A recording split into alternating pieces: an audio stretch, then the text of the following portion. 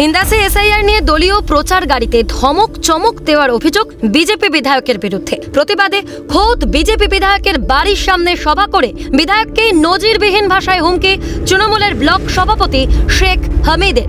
বক্তব্য রাখতে উঠে শেখ হামিদ বিধায়কের উদ্দেশ্যে বলেন, ধমক চমক দেবেন না। তৃণমূল কর্মীরা লাঠি ধরতে ভুলে যায়নি, শুধু লাঠি ধরা বারণ আছে। একবার লাঠি ধরতে বললে তোমার গাড়ি আস্ত থাকবে না। ইতিমধ্যেই ইন্দাসে ও এসআইআর ফর্ম বিতরণ শুরু হয়েছে। এই আবহে বিজেপি বিরোধী প্রচারে নেমেছে তৃণমূল।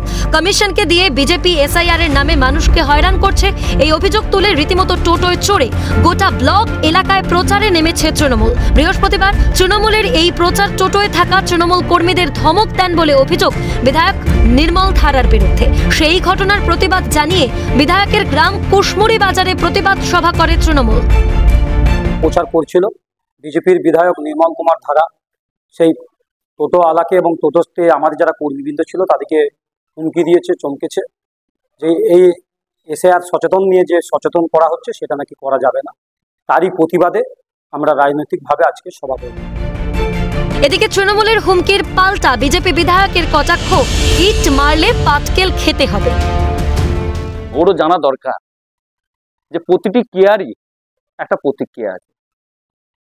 কেউ যদি ইট মারে তাকে তো পাটকেল খেতেই হবে, তাই না? সেটা ওরও জানা দরকার আছে।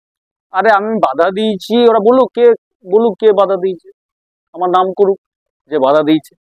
তৃণমূলের হচ্ছে নোংরা কালচার, এরা মিথ্যা ছাড়া সত্য বলে না। রাজ্যে এসআইআর ঘোষণা হতেই শুরু হয়েছে নানা অপ্রীতিকর ঘটনা। তারই মধ্যে এসআইআর আতঙ্কে একের পর এক মৃত্যুর ঘটনা চাঞ্চল্য বাড়াচ্ছে। এসবের মধ্যেই জারি রয়েছে তৃণমূল বিজেপি চর্চা। বাঁকুড়া থেকে স্বরূপ রায়ের রিপোর্ট, ক্যালকাটা নিউজ।